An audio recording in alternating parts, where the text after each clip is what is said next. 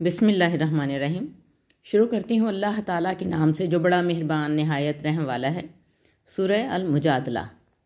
بے شک اللہ نے اس عورت کی بات سن لی جو اپنے شوہر کے معاملے میں آپ سے جھگڑ رہی تھی اور اللہ سے فریاد کر رہی تھی، اور اللہ تم دونوں کی گفتگو سن رہا تھا۔ بے شک اللہ سننے والا دیکھنے والا ہے۔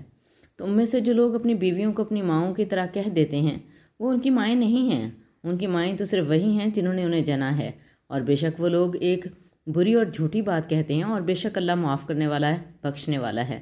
اور جو لوگ اپنی بیویوں کو اپنی ماؤں کی طرح کہہ دیتے ہیں پھر وہ اپنی کہی ہوئی بات سے رجوع کرتے ہیں تو ان پر لازم ہے کہ ایک غلام آزاد کریں قبل اس کے کہ ایک دوسرے کو ہاتھ لگائیں۔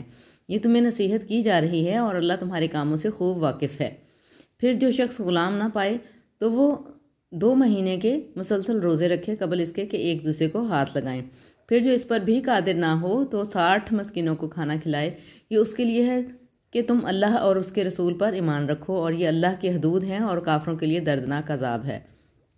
بے شک جو لوگ اللہ اور اس کے رسول کی مخالفت کرتے ہیں وہ ذلیل کر دیے جائیں گے جیسے ان سے پہلے لوگ ذلیل کر دیے گئے تھے، اور ہم نے صاف صاف آیتیں نازل کی ہیں، اور کافروں کے لیے ذلت کا عذاب ہے۔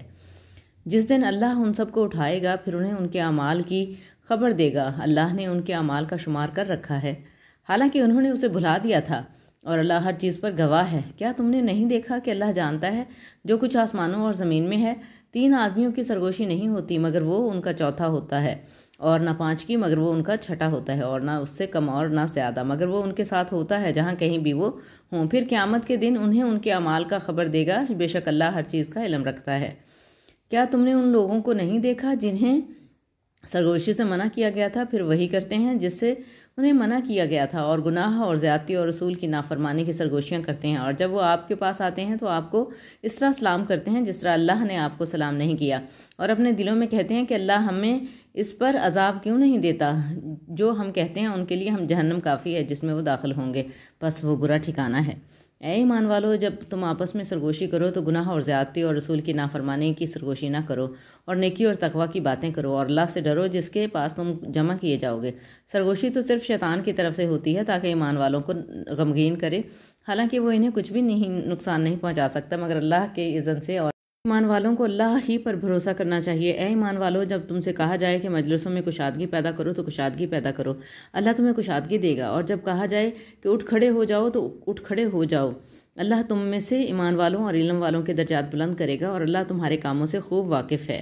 اے ایمان والو، جب تم رسول سے سرگوشی کرنا چاہو تو اپنی سرگوشی سے پہلے کچھ صدقہ دیا کرو، یہ تمہارے لیے بہتر اور پاکیزہ تر ہے۔ پھر اگر تم صدقہ نہ پاؤ تو بے شک اللہ بخشنے والا رحم کرنے والا ہے۔ کیا تم اس سے ڈر گئے کہ اپنی سرگوشی سے پہلے صدقے دو؟ پھر جب تم نے یہ نہ کیا اور اللہ نے تم پر مہربانی کی تو نماز قائم کرو اور زکوٰۃ دو، اور اللہ اور اس کے رسول کی اطاعت کرو، اور اللہ تمہارے کاموں سے خوب واقف ہے۔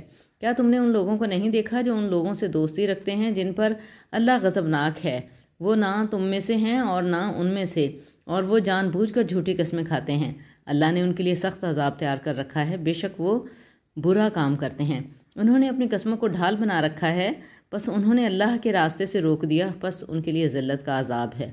ان کے مال اور ان کی اولاد انہیں اللہ کے عذاب سے کچھ بھی نہ بچا سکیں گے، وہی جہنمی ہیں، وہ اس میں ہمیشہ رہیں گے۔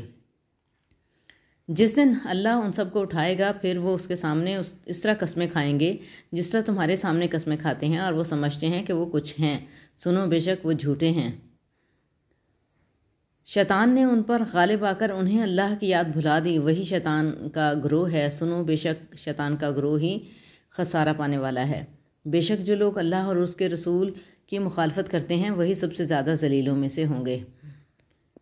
اللہ نے لکھ دیا ہے کہ میں اور میرے رسول غالب آئیں گے، بے شک اللہ طاقتور غالب ہے۔ آپ ایسی قوم نہیں پائیں گے جو اللہ اور یوم آخرت پر ایمان رکھتی ہو اور وہ ان لوگوں سے محبت رکھیں جو اللہ اور اس کے رسول کی مخالفت کرتے ہیں، اگرچہ وہ ان کے باپ یا ان کے بیٹے یا ان کے بھائی یا ان کے خاندان والے ہوں۔ یہی وہ لوگ ہیں جن کے دلوں میں اللہ نے ایمان لکھ دیا ہے اور اپنی طرف سے روح کے ساتھ ان کی مدد کی ہے، اور انہیں ایسے باغات میں داخل کرے گا جن کے نیچے نہریں بہتی ہیں، اور وہ ان میں ہمیشہ رہیں گے۔ اللہ ان سے راضی ہوا، وہ اس سے راضی ہوئے، یہی اللہ کا گروہ ہے، سنو بے شک اللہ کا گروہ ہی کامیاب ہے۔